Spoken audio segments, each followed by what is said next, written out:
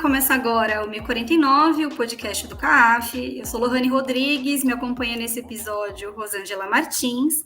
Nós voltamos e nessa temporada estamos de cara nova, porque para falar sobre o tema racismo e acesso a direitos, temos a presença do pessoal do OVIR, que é o Observatório da Violência Racial aqui do Centro. E no papo de hoje vamos falar sobre o papel histórico das forças de segurança pública no Brasil e os seus desdobramentos atuais. E para isso temos dois convidados.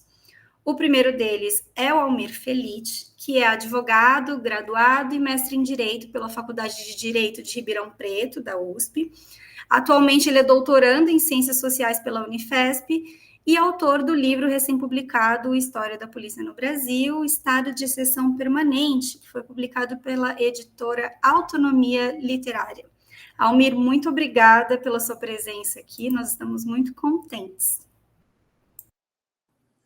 Eu que agradeço, viu, Lone? Muito obrigado pelo convite, muito feliz de poder estar no podcast da Unifesp aí, ainda mais agora que estou fazendo doutorado por lá também. Em seguida, nós temos a Dina Alves, que é advogada, mestra e doutora em antropologia pela PUC de São Paulo. Em sua trajetória como pesquisadora e militante, ela atua com jovens vítimas da violência estatal nas questões sobre o encarceramento de mulheres negras. Além disso, com a sua formação em artes dramáticas, ela também realiza trabalhos teatrais como atriz, com propostas relacionadas à defesa dos direitos humanos. Oi, Dina, muito obrigada por estar aqui com a gente. Oi, Lohane, tudo bem? Rosângela, muito obrigada pelo convite. Estou muito feliz de estar aqui, muito prazer conhecer o Almir também. Tenho certeza que vai ser um ótimo bate-papo. Bom, então, bora começar a conversa, que nós temos muitas perguntas aqui para vocês, como sempre. Dina, Almir, eu queria que vocês se apresentassem brevemente aos nossos ouvintes, contando um pouco como as trajetórias pessoais e profissionais de vocês levaram a atuar no tema da segurança pública. Eu fiquei pensando muito nisso mesmo, como que a gente escolhe um tema de discussão, de pesquisa, ou seja, como a gente escolhe estar no ativismo. Eu acho que não é uma escolha, sabe?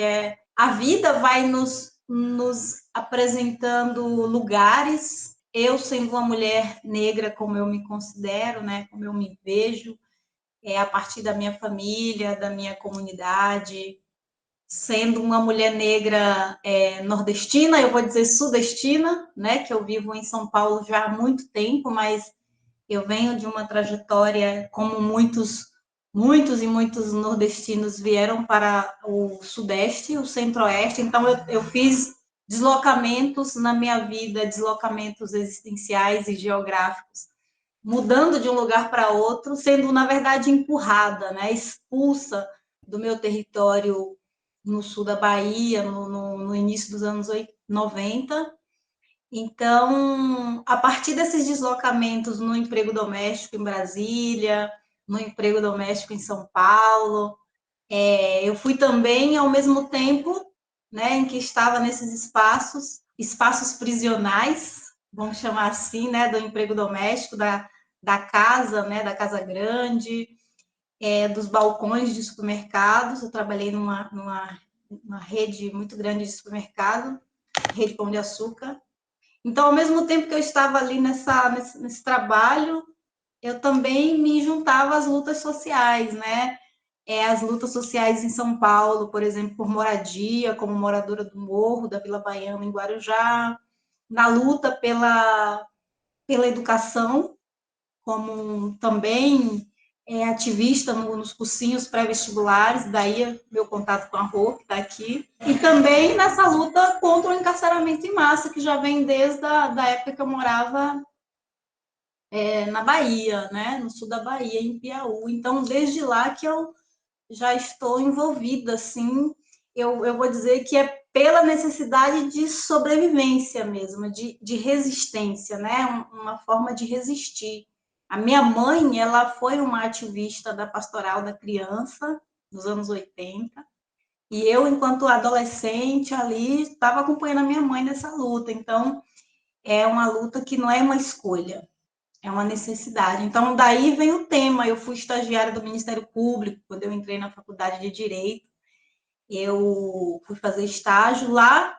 No Ministério Público, eu também tive contato muito próximo, né, com o sistema de justiça ali, o sistema de justiça institucional, desse espaço hostil, essa convivência diária com promotor, com juízes, com pessoas da minha comunidade que estavam ali numa situação de subordinação racial, né, que são essas performances corporais que tem que ser, né, teatralizada, né, reproduzida todos os dias, em todos os momentos, que é cabeça para baixo, mãos presas às algemas. Então, eu tive contato muito próximo com pessoas da minha comunidade, do Morrinhos, onde eu morava, no Guarujá, e essas pessoas tendo encontros comigo no fórum de Vicente de Carvalho, quando eu era estagiária. Ali eu tive um retrato muito mais visível do sistema de justiça, no sentido do lugar institucional e da reprodução desses códigos de poder, porque, na verdade, o sistema de justiça está muito mais próximo da gente na periferia, né? Nas favelas, que é a presença da polícia presente mesmo no cotidiano da nossa vida. Então, é o direito penal, é a racionalidade do direito penal nas nossas vidas, é a presença da polícia. Mas a minha passagem na vara da infância e juventude no Guarujá foi muito importante para inclusive, depois eu pensar na importância de pensar uma pesquisa mais aprofundada na academia sobre o olhar da justiça sobre corpos vistos como corpos matáveis e puníveis. Bom, minha trajetória tem um ponto em comum com a Dina, que eu também fui do direito para ciências sociais, né? Também dei uma escapada do direito aí depois, né? Fui para um lado mais legal, assim, vamos dizer, né? As ciências sociais é muito mais legal de se estudar do que o campo jurídico, né? E durante a faculdade de Direito, eu tive, assim, o primeiro contato com o sistema carcerário, justamente porque eu fui estagiar na Defensoria Pública, né? E isso começou lá em Ribeirão Preto. E isso começou a atrair um pouco mais o meu interesse, né, para o tema. Depois de formado, fui militar na Pastoral Carcerária por alguns anos, realizava visitas no CDP de Pinheiros. Mas é curioso que o meu contato profissional e militante, vamos dizer assim, começou com o sistema carcerário, mas eu comecei academicamente a me enveredar assim, mais para o lado da polícia, da segurança pública, e é muito difícil, né, a gente tentar ver porque como a gente foi tomar esse caminho dos estudos. Eu não sei, talvez tenha algumas cenas que tenham me marcado um pouco. A primeira delas foi pela TV mesmo, acho que 2010, 2011, né, quando da implantação das UPPs no Rio de Janeiro, aquelas imagens das pessoas fugindo das favelas foi marcante, mas teve uma que me marcou muito, que foi a imagem da PM hasteando uma bandeira do Brasil em cima de um dos morros, não lembro se foi no Alemão. E eu olhei aquilo, né, achei muito esquisito, falei, caramba, parece a ocupação de um país sobre outro, né? Parece aquelas conquistas do exército dos Estados Unidos que a gente vê, né, em outros países. Falei, caramba, né, isso não parece muito normal, né? E alguns anos depois, em 2013, também a gente teve as grandes manifestações, né? Ainda antes das manifestações de verde e amarelo, as manifestações que tomaram muita porrada e bomba, né, da polícia militar, aquilo também foi algo que me marcou. E logo depois, os manifestantes, né, de verde e amarelo tirando fotos com essa mesma PM que estava dando porrada em estudante dias antes. Apesar do contato primeiro ter sido mais com o sistema carcerário, eu acho que essas cenas assim do cotidiano brasileiro me levaram a querer estudar um pouco mais a questão da polícia mesmo. E até por perceber que a questão da polícia ela era muito negligenciada pela academia brasileira. A produção acadêmica, aliás, estou falando brasileira, mas mundial mesmo, a produção acadêmica mundial sobre polícia, ela ainda é um pouco incipiente, até mesmo na Europa, nos Estados Unidos. A gente vê muita coisa sobre direito penal, muita coisa sobre violência, um pouquinho sobre sistema carcerário e quase nada sobre polícia. né? Em comparação aí com outros temas importantes que são conexos. Então, eu resolvi, já desde a graduação, me enveredar para esse lado da pesquisa sobre as polícias no Brasil. Continuei essa pesquisa no mestrado, né? A pesquisa no mestrado foi a que resultou no meu livro História da Polícia no Brasil, e venho trabalhando com isso, militando com isso em espaços partidários, em espaços de movimentos sociais, e tenho tentado, assim, sempre fazer andar em conjunto a academia com a política, porque eu acho que é muito importante esses dois lados andarem de mãos dadas, né? Eu acho que vocês foram tocando em algumas questões que a gente vai aprofundando aqui ao longo da conversa.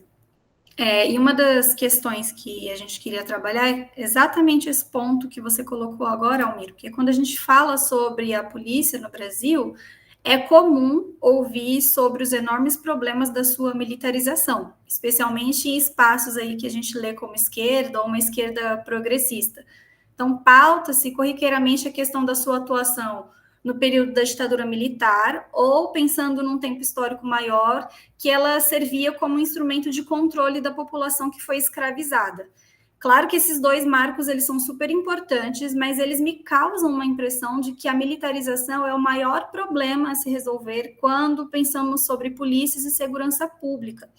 Então, eu queria que vocês falassem um pouco como é que o trabalho de vocês ajuda a entender outras camadas sobre o papel histórico das forças de segurança pública no Brasil e as suas práticas controversas. Lohane, sobre a militarização, eu tocaria em dois pontos importantes. Vou tocar na questão de não ser só a militarização, mas antes queria falar de quando essa militarização se desenvolve, e não só a militarização, mas as polícias no Brasil como um todo.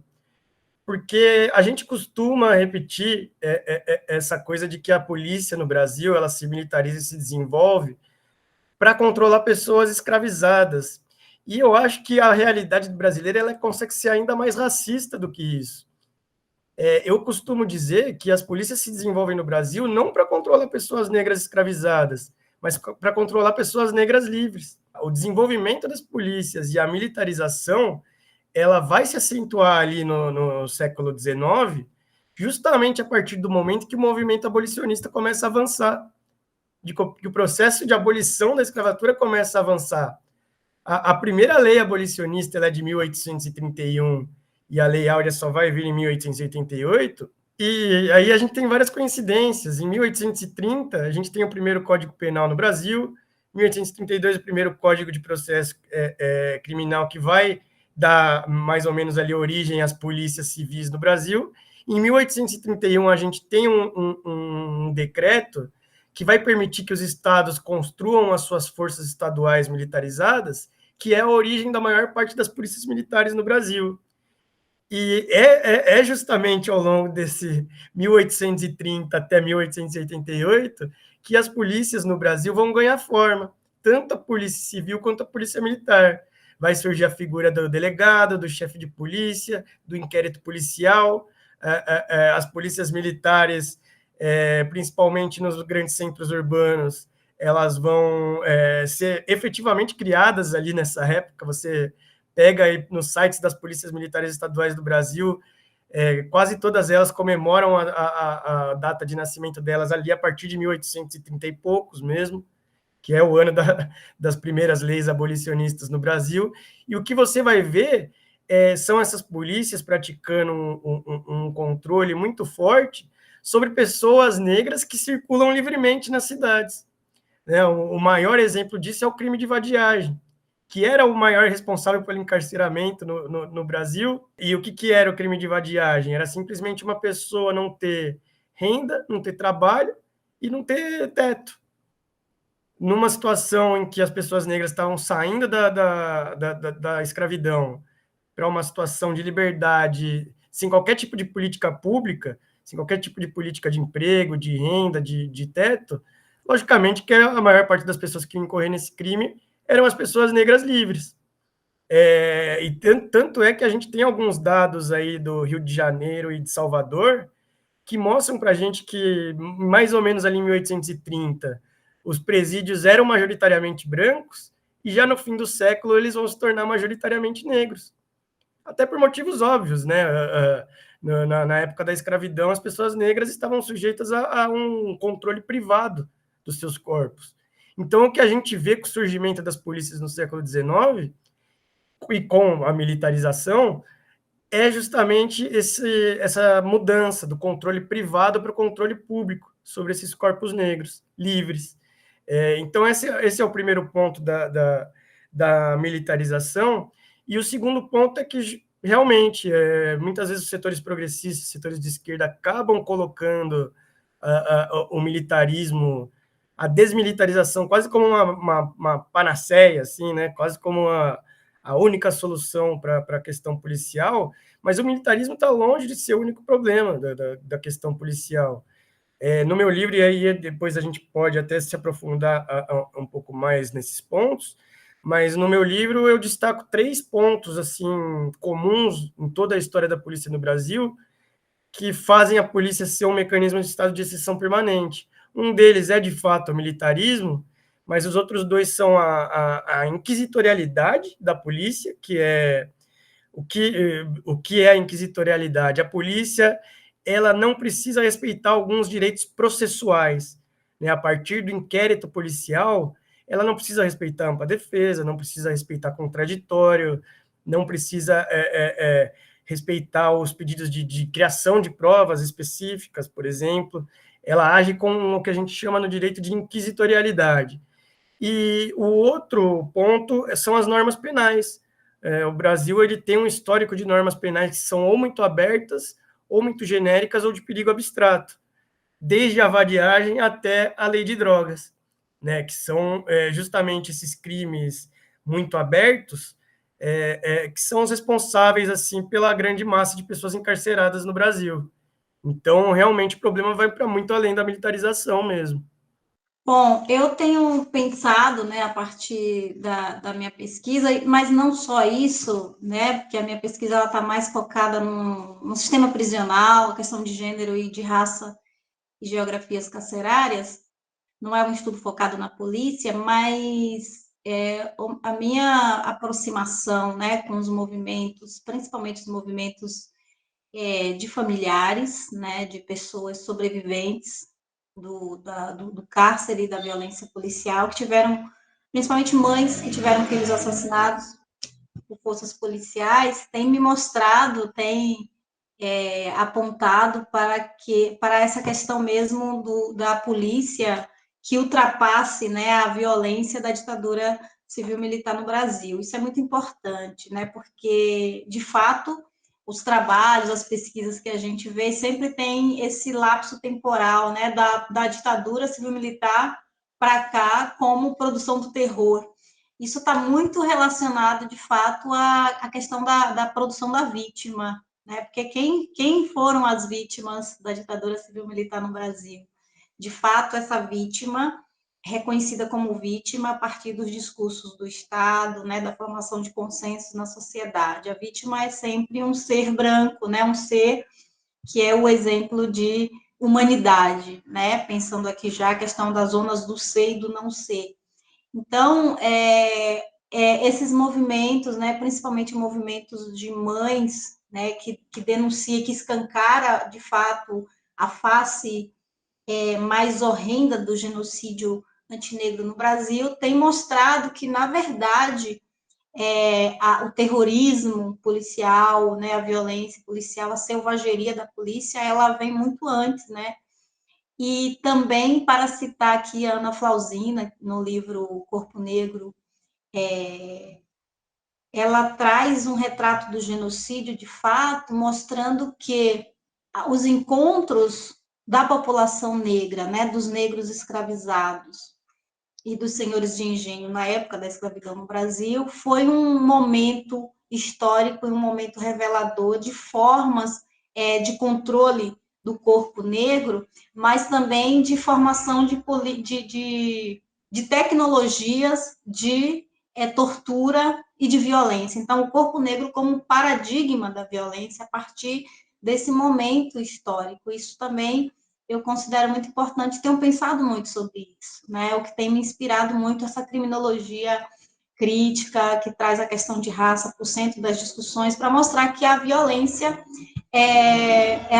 principalmente quando a gente pensa na violência policial, para compreender de fato essa polícia, que é uma polícia sem controle, que é a polícia, uma das polícias mais violentas do mundo, como que a gente busca respostas para compreender o nosso presente. Então, trazer essa reflexão para um momento da escravidão como um sistema jurídico que teve e que tem o corpo negro como paradigma da violência, como lugar da produção da violência,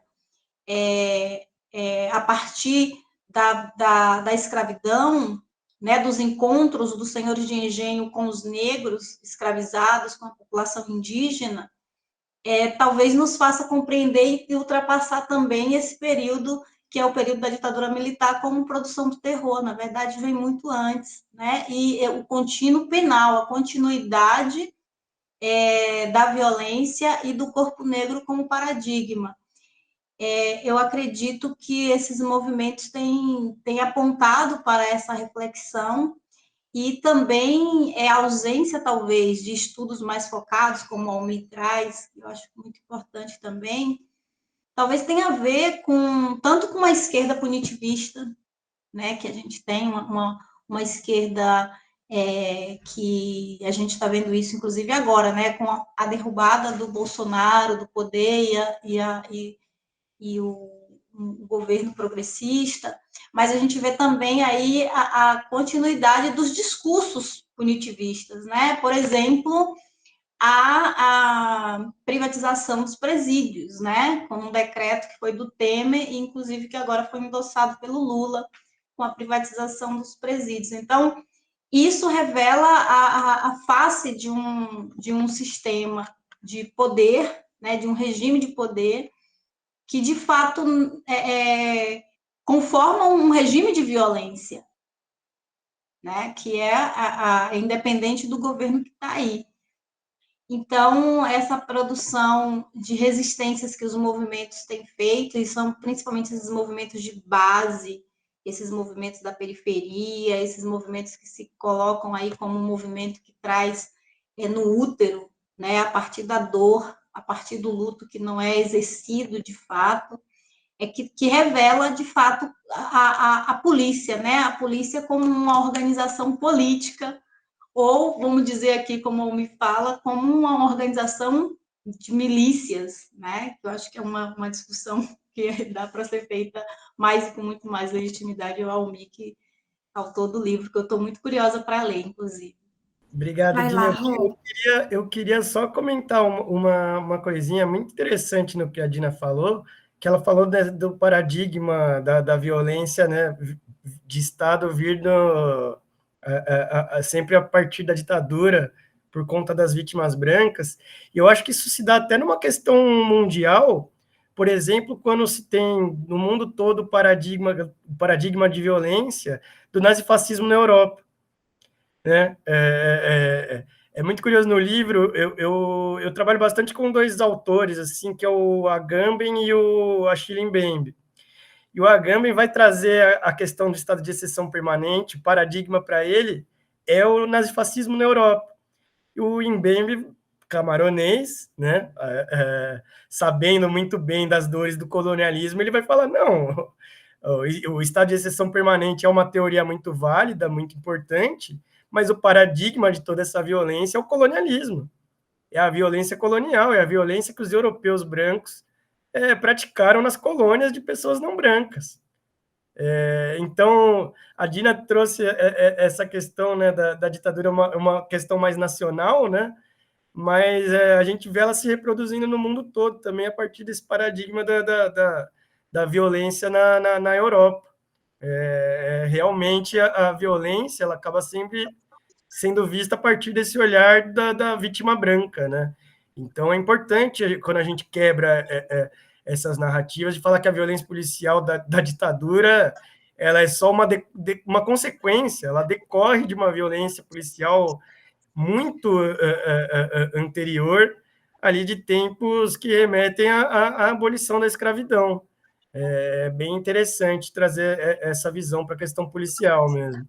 E só fazendo mais um parágrafo bem curto aqui, que aí eu vou trazer também, né? Eu trago a Ana Flausina, que são mulheres negras, né? Da criminologia, do direito, que também trabalha muito com esse tema. A Tula Pires, né? Que eu acho que ela nos ajuda a pensar também sobre essa questão dessas categorias jurídicas, né? Como elas foram pensadas pela e para a zona do ser, né? Quando a gente olha a realidade brasileira para a zona do ser e do não ser, de quem é humano e quem não é considerado humano, né? Quem é que tem legitimidade para viver no nosso país. Então, ela vai falar sobre a elaboração da norma, o processo de aplicação da norma, todas as questões jurídicas e por que aí eu acho que é a questão da vítima, né? Quem é considerado vítima. Então, para ela, as pessoas que são consideradas vítimas, essas normas, elas servem sim para garantir a proteção, quando na verdade, para as pessoas que estão nesse lugar da zona do não ser, que é o lugar da inumanidade, o lugar de não ser gente, né, de ser negligenciado, de ter as vidas precarizadas, seja nas periferias, seja nas aldeias, nos quilombos, enfim, nesses lugares, né, totalmente negligenciados, as normas não são aplicadas para garantir direitos e somente para a punição. Então, acho que trazer a Tula também aqui é importante. Eu vou até aproveitar o gancho dos dois, porque a questão seria exatamente essa, né, Almir? Você traz no seu livro essa conexão do termo necropolítica, que, de certa forma, tem ganhado popularidade, mas e essa conexão com o estado de exceção. E como não esvaziar o termo. Então, vocês acabaram respondendo, mas eu fiquei aqui pensando sobre esse estado de exceção como uma intervenção de defesa do Estado, que, em tese, ele teria uma temporariedade, né? Um tempo para existir, para se operacionalizar. Mas, em modos práticos, na periferia, ele se dá de forma permanente, de forma prática, né? Como que a gente consegue traduzir isso transbordando os muros da academia? Porque são conceitos complexos. Embora eles estejam aí nas discussões, são termos muito assim específicos da filosofia política, do nosso meio juridiquês. Como que a gente traduz isso, assim? A questão do estado de exceção permanente, e mesmo o termo necropolítica, aliás, eu até vou fazer uma defesa do Achille Mbembe aqui, porque às vezes a gente vê alguns teóricos falando que ele às vezes tende a um certo liberalismo, a certas soluções liberais. Eu discordo bastante, eu acho que todo o trabalho dele, a necropolítica, que hoje em dia a gente vê até o pessoal na Globo News falando, né, necropolítica, não sei se eles têm tanta noção assim do termo que eles estão usando, porque necropolítica, na verdade, é uma grande crítica à democracia liberal. O estado de exceção permanente é uma grande crítica às democracias liberais. O que está se dizendo ali quando se fala em necropolítica e estado de exceção permanente? É que as democracias liberais, elas não só nascem, como elas se mantêm a partir de uma violência. Às vezes uma violência distante, né? Na maior parte das vezes uma violência distante, seja nas periferias, seja nas colônias, né? E aqui vamos lembrar que é um camaronês falando, então, quando ele fala de colonialismo, ele está falando de 50 anos atrás, né? Não é como nós que está falando de 200 anos atrás, ele está falando de algo muito mais recente. Mas é justamente essa problematização que essas teorias estão trazendo, de que a democracia liberal, ela se sustenta em cima dessas violências, ela se sustenta na suspensão permanente de direitos a certas camadas da população. A Dina vai poder falar muito melhor que eu da suspensão de direitos permanente que existe dentro dos presídios, né? Aliás, o presídio em si, né, é uma suspensão permanente de direitos, mas a gente vê isso cotidianamente na atuação policial. Vou falar da questão das periferias, mas antes falar de um instrumento aqui da polícia que pode ser aplicado a qualquer um, e a gente, lógico, sabe que ele vai ser aplicado de maneiras diferentes a cada pessoa.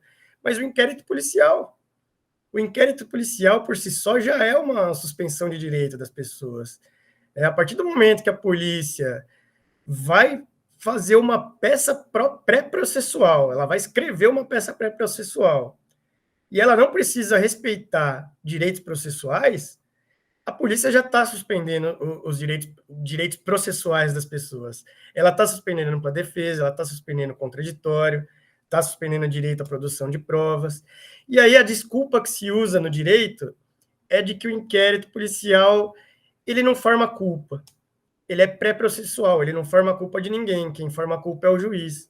Mas se você pega um processo criminal, a inicial dele, vamos dizer assim, o que inicia o processo criminal, é simplesmente uma cópia integral do inquérito policial. Então, assim, cada palavra que o delegado, que o PM, que o escrivão colocou ali no papel, acaba assumindo uma força de prova no processo. E quem conhece o cotidiano da justiça criminal sabe que o juiz se baseia quase que única e exclusivamente no inquérito policial.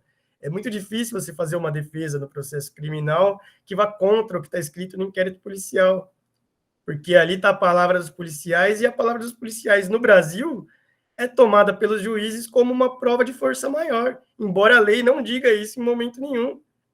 Mas a palavra dos policiais acaba sendo tomada como uma prova de força maior. Isso já é uma suspensão permanente de direitos. Mas a gente pode falar da atuação das polícias nas periferias, quando a polícia prende, julga e mata, né? Ali, em questão de minutos, ela está suspendendo os direitos daquelas pessoas.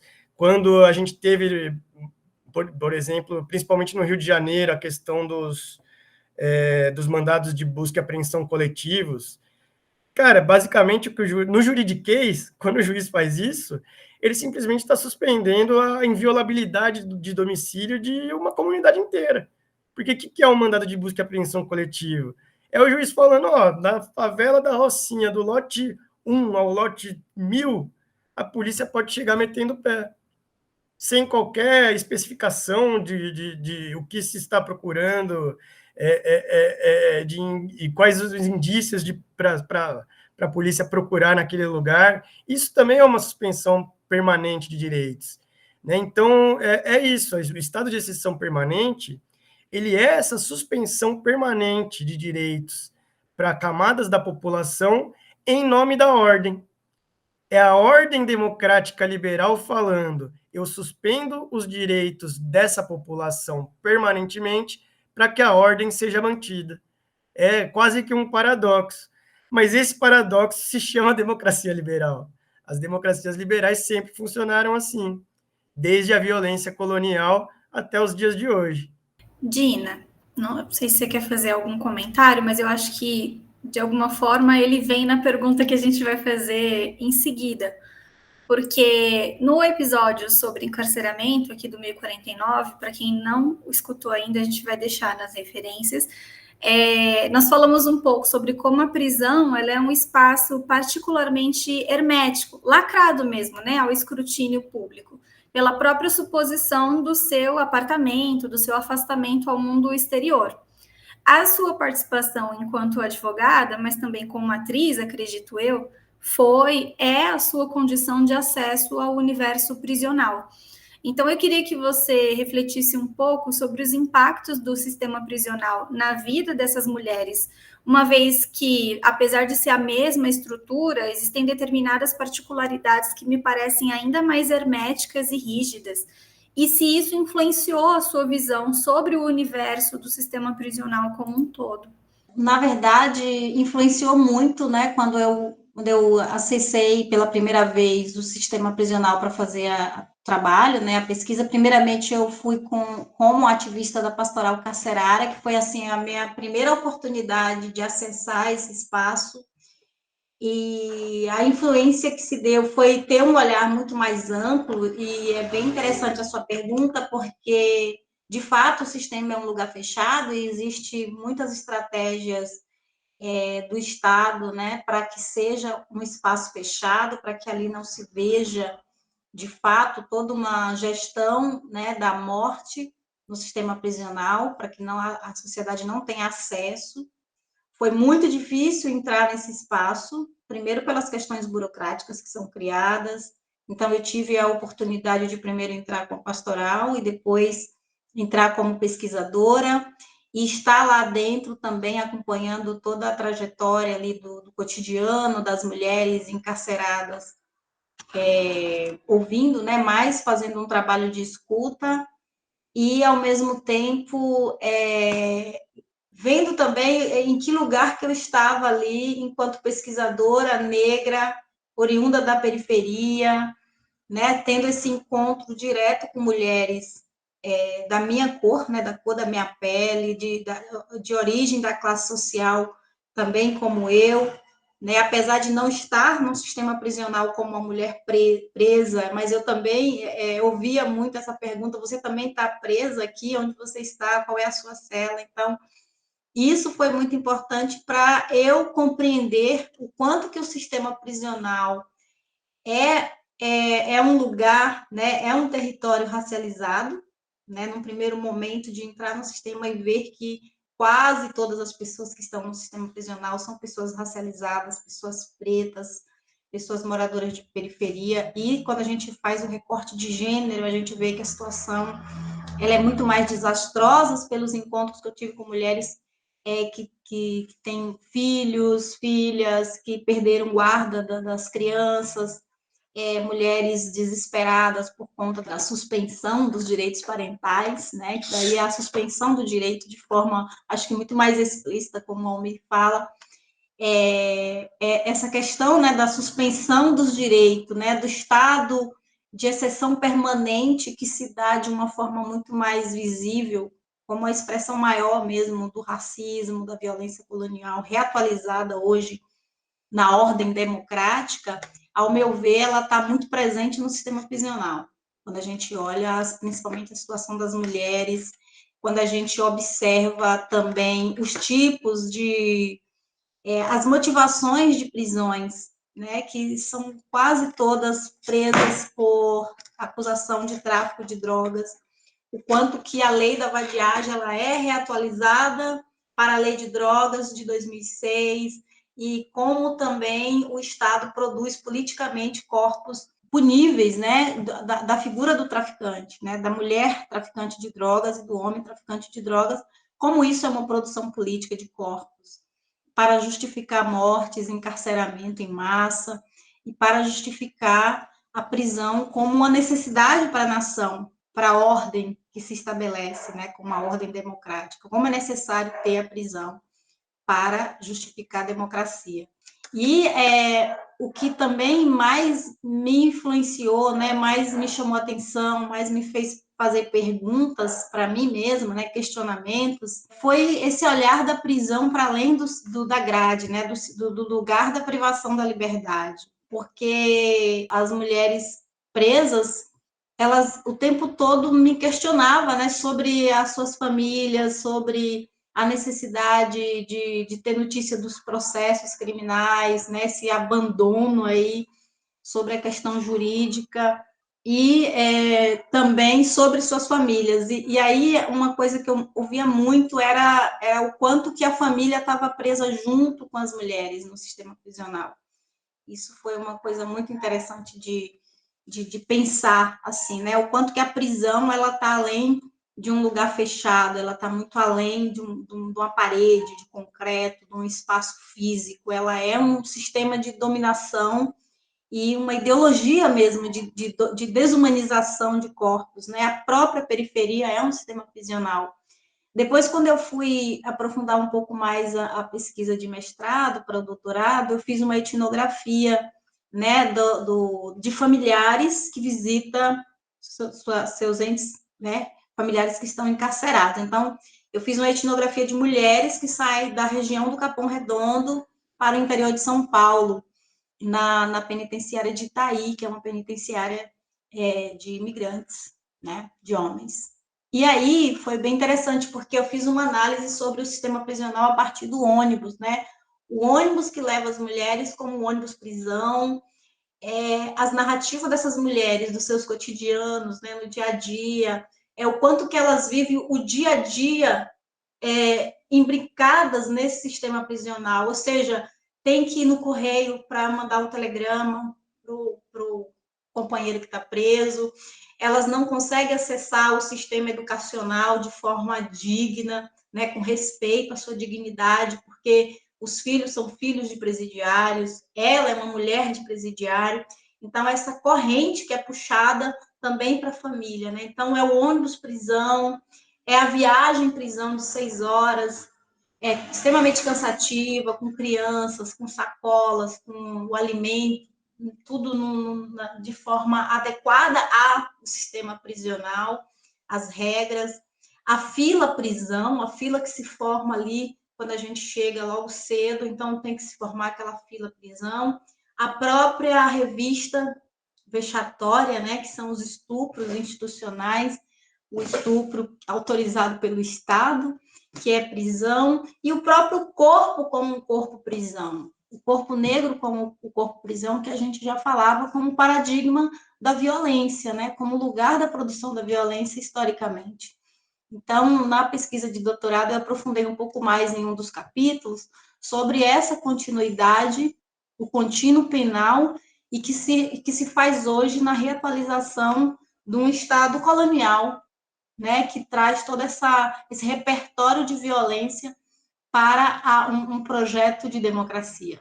Desde os anos 80, a Lélia Gonzalez já vinha falando sobre isso, né? Que é a mulher que vai cuidar dessas questões, ela toma frente, ela está na linha de frente, é liderança, porque os seus homens estão sendo perseguidos pela polícia, ou estão sendo encarcerados, ou estão sendo mortos. E hoje a gente pode falar de uma incidência política, a gente pode falar de uma presença dessas mulheres, do movimento de mães, pautando a questão da segurança pública no cenário nacional, está indo para Brasília e apontando o dedo para o Estado, pontuando essas questões, né?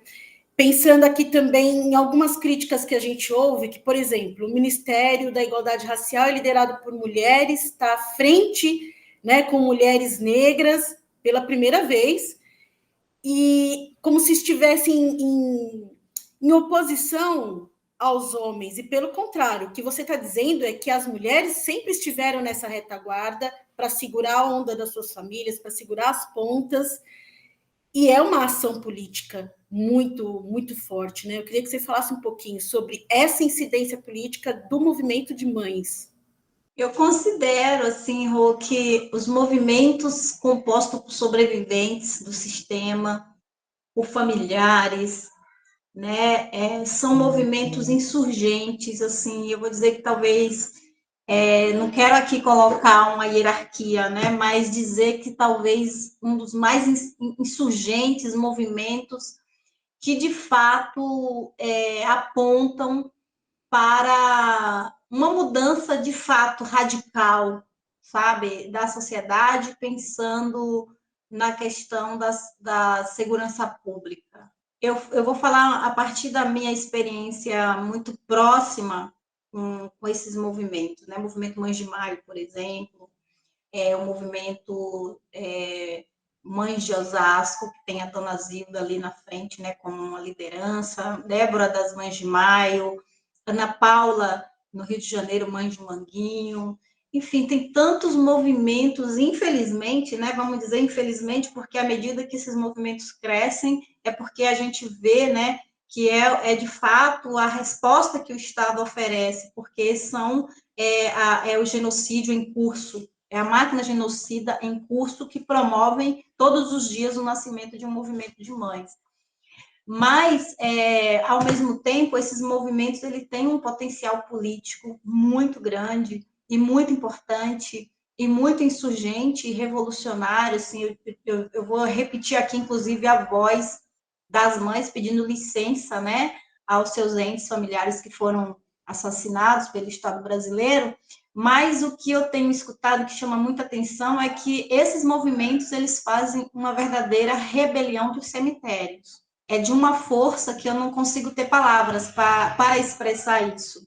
porque esses movimentos, eles trazem para o centro do debate o que o Estado e que grande parte da sociedade, que grande parte da esquerda quer esconder, que é uma questão da memória. Eu acho que uma sociedade desmemorizada é uma sociedade que faz com que o status quo fique ali da forma como está, né? Quem morreu, morreu e acabou. A criminalização do morto é uma estratégia do Estado amplamente compartilhada pela sociedade para fazer valer esse projeto de gestão da morte e de gestão da vida dos que merecem viver. Tanto é que isso é repetido, e isso é um projeto, de fato, do Estado. Quando o Estado autoriza a execução de pessoas produzidas politicamente como traficantes de drogas, a sociedade ela se sente segura, porque foi morto aí traficantes, a sociedade está em paz, a ordem social voltou a reinar, e está tudo certo. Quando esses movimentos de mãe trazem e dizem que os seus filhos têm voz, que suas filhas têm voz, isso é muito insurgente, né? Isso joga abaixo todo um projeto de democracia que está colocado na ordem do dia, né? Como uma sociedade democrática que a gente está aqui lutando para que ela seja assim mesmo.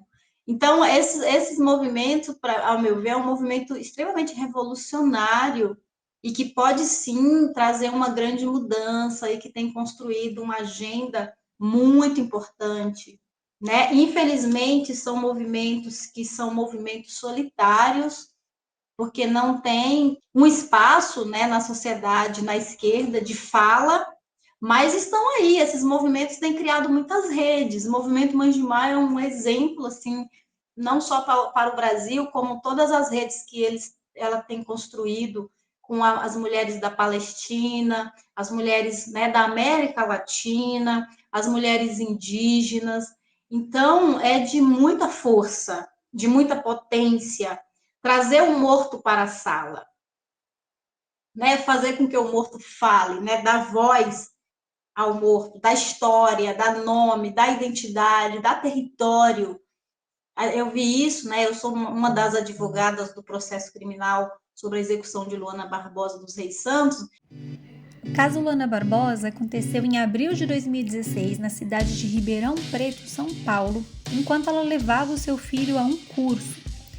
Ao ser abordada por policiais militares, Luana não teria permitido ser revistada, exigindo a presença de uma policial, o que é de seu direito, e acabou sendo agredida. Ela faleceu 5 dias depois, em decorrência de isquemia cerebral e traumatismo crânioencefálico, ambos causados pelo espancamento.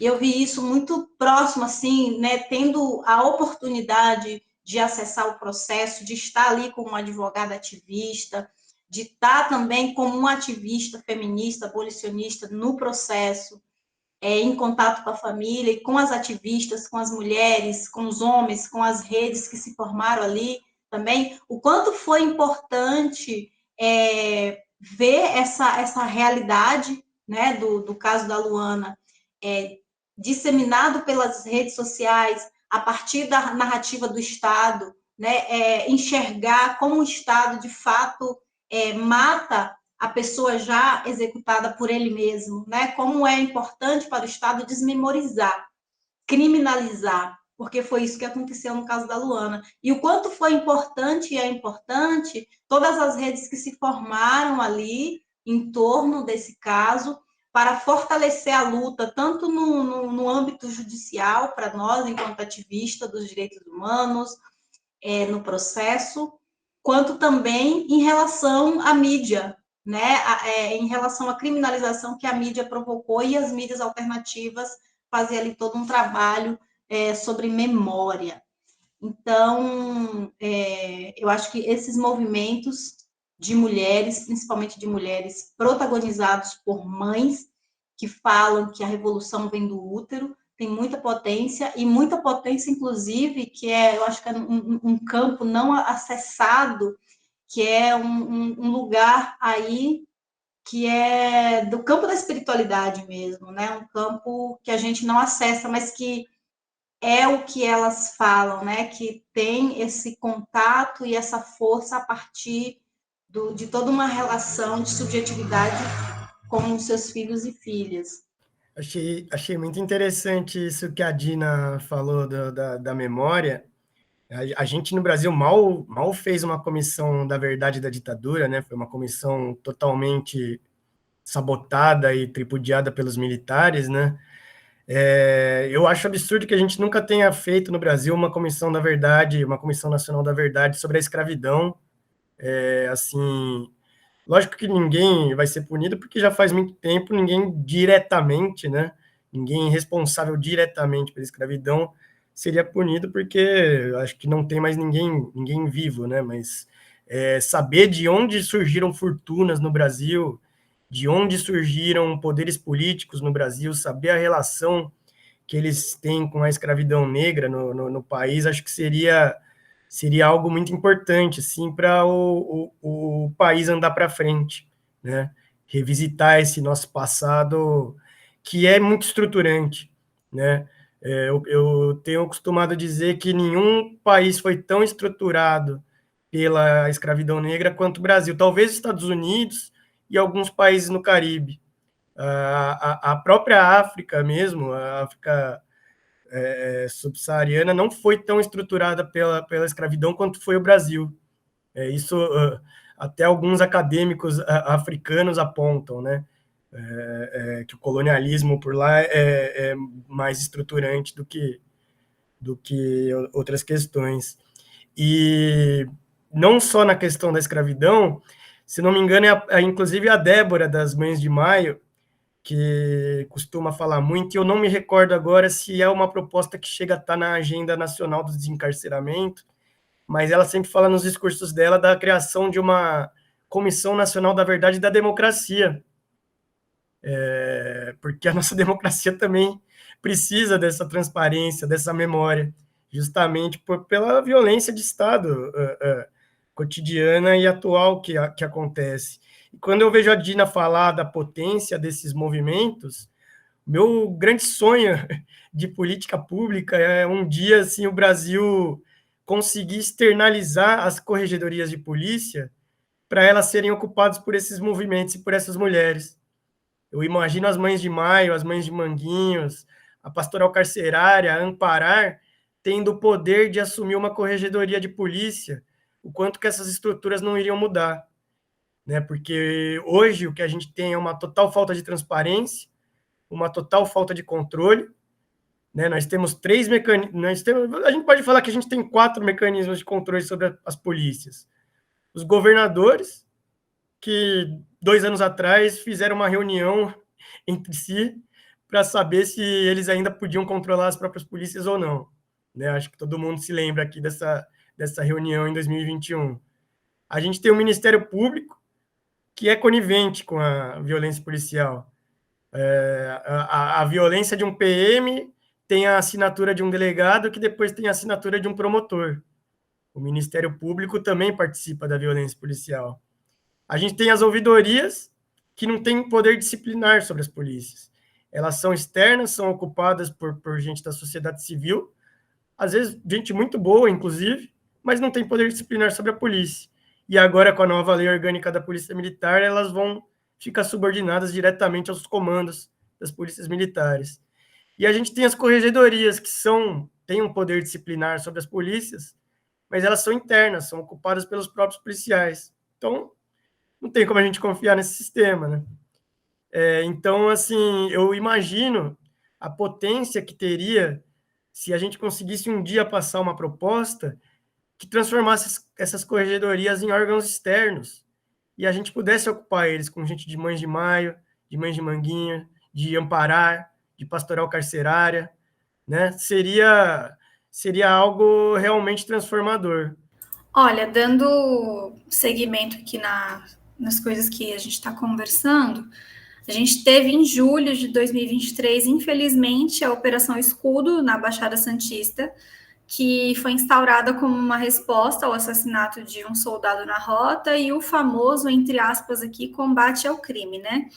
Ela foi caracterizada pela alta letalidade, graves suspeitas de práticas de execução e tortura cometida pelos agentes policiais de São Paulo, Mas operações bem semelhantes se repetem por todo o país, o que revela um padrão dentro das corporações, seja pela postura e pela impunidade nos seus desvios de conduta. Por outro lado, ou nesse caso do mesmo lado, a gente tem a mídia hegemônica, que tem um papel aí preponderante em disseminar nesses eventos a ideia do bom policial herói, que, cumprindo o seu dever legal de defesa da sociedade, agindo sempre em legítima defesa no combate ao inimigo interno e às classes perigosas. Além disso, tem um crescimento de influencers ligados à segurança pública que potencializa essa narrativa de proteção ao cidadão de bem, entre aspas, aqui de novo. Então, tendo esse cenário em vista, eu queria que vocês comentassem um pouco sobre o crescimento desses agentes em espaços públicos e na via política, e sobre a importância da mídia alternativa, que vocês até falaram um pouco aqui, a importância dessa mídia alternativa na veiculação e denúncia das violações policiais cometidas, né, a respeito desse assunto, sobretudo quando o enfoque dessas notícias e dessas denúncias está pautado nas questões raciais. É muito preocupante, né, a gente ver o crescimento da presença de policiais nos espaços, né, tem a bancada da bala, que foi fortalecida, né, principalmente com... Eu acho que desde do impeachment da presidenta Dilma, com Michel Temer, depois vem Bolsonaro e fortalece esse estado policial, militar, esse estado da violência. Eu vi também agora, infelizmente, a gente teve a eleição do Conselho Tutelar, né, pelo Brasil inteiro, e foram, assim, muitos, né, pessoal da Guarda Civil ocupando esses lugares, policiais militares. Eu já tenho acompanhado também, já faz um tempo, enquanto advogada, a presença da polícia nas escolas para resolução de conflitos, né? Um total descaso, né? Jogando o ECA na lata do lixo. É muito comum que diretoras chamem a polícia militar para resolver uma briga entre adolescentes e até crianças dentro das escolas públicas. Tenho acompanhado muito isso nas escolas de São Paulo, né? De onde eu moro. Então, mas eu acredito que essa realidade, pelo que eu tenho escutado, também é grande parte do nosso país. Então, esse crescimento, né, da polícia ocupando esses espaços faz parte, né, do projeto de poder, né? A gente viu, por exemplo, com Bolsonaro no poder, o aumento da violência de gênero. A gente viu, por exemplo, esse fortalecimento, né, das formações discursivas sobre pessoas de bem, da família. A gente viu como isso aumentou, principalmente nas redes sociais e até mesmo nos grupos de pessoas mais próximas na sociedade, o quanto que as pessoas utilizam desses argumentos discursivos para mostrar os seus lugares, né? Mas isso revela muito mais do que os seus lugares na sociedade, porque isso revela, na verdade, a nação como uma nação masculina, uma nação branca, heteronormativa, cristã, uma nação idealizada a partir do cidadão do bem, de pessoas de família. A Operação Escudo, que eu acompanhei também muito próximas, a gente viu esses discursos, por exemplo, eu entrava, né, eu até parei de entrar nas páginas ali dos grupos de Guarujá, Santos, os comentários das pessoas utilizando esses discursos de família, né, tenho que defender a minha família, eu sou uma pessoa de bem, eu sou um cidadão do bem, né? Eu sou uma pessoa de família, então a polícia está fazendo o seu trabalho e está fazendo bem o seu trabalho, porque está protegendo a família do bem, né? Os cidadãos de bem, então está fazendo a manutenção da ordem pública.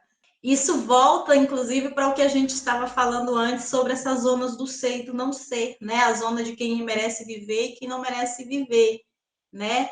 Quem é gente e quem não é gente. Quem não é gente, que está nas zonas do não ser, e essa zona do não ser é a zona, pegando aqui só um retrato muito pequenininho aí da Operação Escudo, mas um lugar, né, em que teve uma atuação muito violenta e sanguinária, que foi a cidade do Guarujá.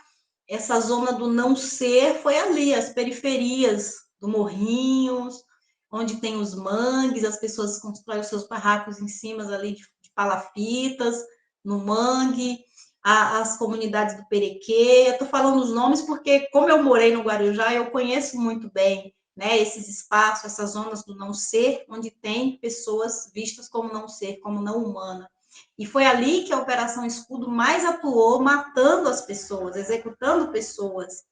E depois vem toda uma narrativa dessa que estava fazendo a defesa da família, a defesa do cidadão do bem, que é a defesa das pessoas que merecem viver. E as pessoas que merecem viver são as pessoas que estão naqueles lugares da elite, né? O lugar da praia, o lugar, os bairros nobres. Então, eu vi muito esse discurso nos comentários, o que é assustador. Como que se constrói, né, essa narrativa e como que se escolhe quem é do bem e quem não é do bem. Isso está muito relacionado à formação do inimigo interno do Estado brasileiro, a partir do corpo das pessoas negras, né, das pessoas escravizadas na época da escravidão, que é justamente os povos que estavam ali utilizando toda a sua mão de obra escrava, trabalhando para a construção da nação, e depois da abolição, o que vai fazer com essa gente toda? Essa gente toda está aqui. Está aqui no nosso Brasil de hoje, de 2023, quase em 2024. Está no sinal de trânsito, vendendo bala para sobreviver, vendendo algodão doce, mulheres negras vendendo frutas. Esse povo todo está aqui lutando por terra, as comunidades indígenas, os ribeirinhas. Esse povo todo está aqui sendo executado por forças policiais, pelo Estado brasileiro, pelas milícias, pelo Esquadrão da Morte. Esse povo todo está aqui, lutando, resistindo, e é esse povo que é o inimigo do Estado brasileiro, porque, como a gente falou ali dos movimentos de mãe, é justamente esse povo que confrontam a ordem estabelecida, que é uma ordem branca, masculina, cristã, e assim a gente sobrevive, né, e resiste historicamente. A Operação Escudo, ela tem um comandante que tem nome e sobrenome, é o Tarcísio, porque ela é uma operação oficial. Ela não é uma operação não oficial, ela é uma operação oficial, ela tem nome, um nome que está aí na imprensa todos os dias. Mas eu me pergunto, se fosse qualquer outro governador de qualquer outro campo político, se essa operação não ia acontecer da mesma maneira, apenas só não teria um nome oficial, mesmo se fosse um governador que fosse contra a operação. Por que eu digo isso? Concordado muito com uma frase do Luiz Eduardo Soares, de que desde a democratização não existe um governador que tenha controle total sobre as suas polícias. Então, quando a gente pega um Tarcísio, vou usar uma frase dele, é como se ele estivesse mandando chover no meio de uma tempestade, vamos dizer assim. O Tarcísio dá a ordem para uma polícia matar, mas talvez essa polícia já mataria de qualquer maneira. E por que eu estou dizendo isso? Quando a gente pega a história da polícia no Brasil, o normal foi a gente ver a polícia trabalhando sempre como uma força auxiliar de alguma força maior, de alguma elite. Né? A gente vai pegar lá na época do Império e da República Velha, elas respondiam totalmente às oligarquias estaduais.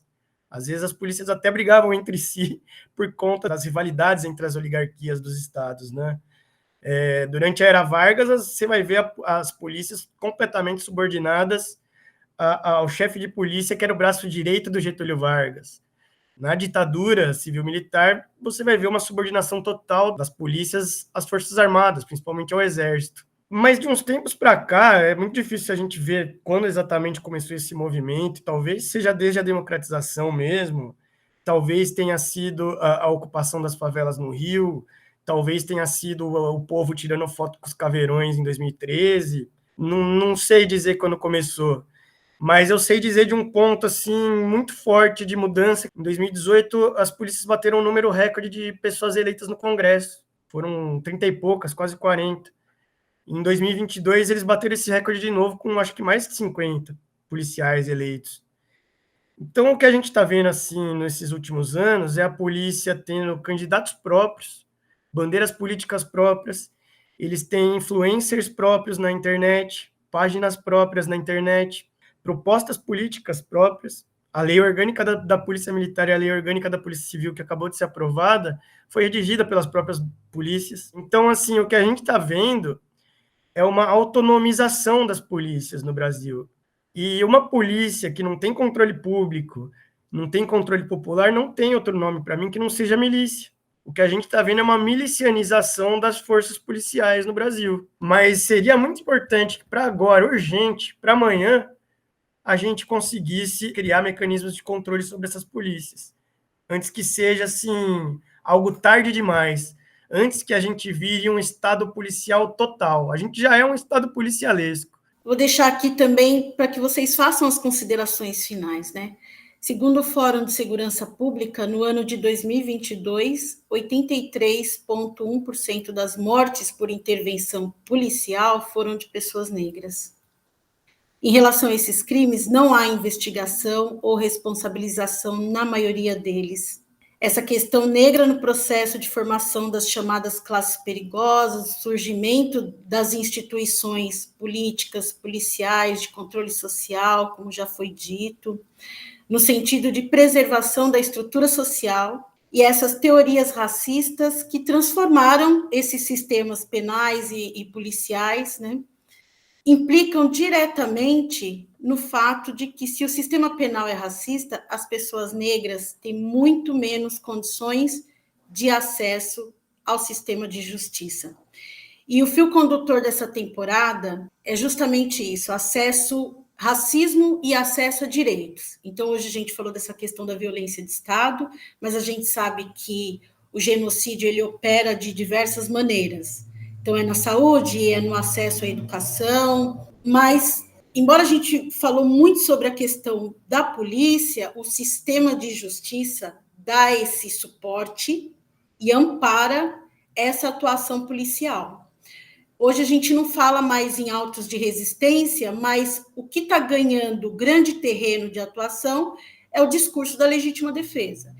Então, deixo aqui como uma pista para a gente ir para o encerramento, só para vocês colocarem as considerações finais assim, e agradecer. Você fala da legítima defesa, né? A gente volta aí a falar da suspensão permanente de direito das pessoas, né? Novamente, a ordem, suspendendo a ordem em nome da ordem, né? Cria-se a ordem da legítima defesa para que os policiais possam agir fora da ordem em nome da própria ordem. E como você disse, né, do sistema de justiça, é o que eu costumo dizer: por trás da arma de um PM tem a caneta de um delegado, tem a caneta de um promotor e tem a caneta de um juiz. A gente fala muito fácil da estrutura policial como uma estrutura fascista, a gente devia ter essa facilidade maior para falar de promotores e juízes também, né? A gente muitas vezes fica muito cheio de dedos para falar desse sistema, que é tão fechado quanto policial. Quando a gente fala de controle, a gente está falando de participação popular. Isso é vital no sistema policial, no sistema judiciário, no sistema dos ministérios públicos, e é uma tecla que a gente tem que bater para já, né? Eu queria, assim, agradecer muito o espaço, muito feliz de poder estar participando desse espaço aqui. Esse lugar da justiça, essa mais alta cúpula da justiça, é um lugar sagrado, é um lugar que não se pode falar. E é preciso falar, é preciso ter mais pesquisa, é preciso ter mais coragem para a gente atacar esse lugar, sim, falar, abrir essas feridas, né? E é justamente porque a gente vai falar de lugar de tomada de decisão, de quem decide sobre a nossa vida, a nossa existência, sobre os nossos corpos, né? A questão do aborto, por exemplo, são esses homens que decidem sobre os nossos corpos, né? Enquanto mulheres, enquanto pessoas transexuais, travestis. E aí a minha fala aqui é justamente porque a gente precisa mesmo fortalecer esses movimentos que confrontam esses lugares, né, do poder no nosso país, que são esses movimentos de base, porque o acesso à justiça não é só o acesso a ter um processo criminal devidamente respeitado, com respeito à sua dignidade, ou nos termos da Constituição Federal. Ele vai muito além disso. Ele vai muito além disso. Ele vai no acesso a viver a vida, né? No acesso à liberdade, por exemplo, né? Quando a gente pensa que a gente tem um sistema prisional com quase 50% da sua população como presos inocentes, tecnicamente inocentes. Então, a gente está falando de um sistema de injustiça, de produção profunda de injustiças e de desigualdades, que é o sistema de justiça no nosso país. Eu quero agradecer muito ao convite, agradecer a Rô, agradecer a Lohane, agradecer ao Almir, prazer em conhecê-lo. Quero muito ler seu livro, quero divulgar. É preciso ter muitas produções mesmo corajosas, radicais, que a gente confronte esse sistema. Eu acho que a luta é essa, né? Ter espaços como esse, com podcast, divulgar, estar em todos os espaços mesmo, para as pessoas ouvirem, para as pessoas opinarem, falar, e a gente tentar desconstruir, né, aos poucos, esse sistema de morte, né, esse sistema de inconstitucionalidades, esse sistema em que a gente foi colocado, né, em que a gente é obrigado a estar, a viver. E a luta é essa. Eu acho que é formando essas redes, trazendo a academia, os movimentos sociais, fortalecer os movimentos de mães, estar junto. E é isso, agradecer muito. Muito obrigada a todos, todas e todos. Estou muito contente também, acho que até superou a expectativa, que a gente estava assim, muito animado de estrear essa nova temporada com esse tema tão importante, tão denso. Obrigada, gente. Bom, e eu quero agradecer muito o tempo e a disponibilidade de vocês para estar aqui com a gente, dizer que o 1049 está com as portas abertas para quando vocês quiserem voltar, falar sobre outros assuntos. Nós ficamos por aqui e você já sabe, para nos seguir nas redes sociais é @caaf_unifesp. Um abraço grande e até a próxima!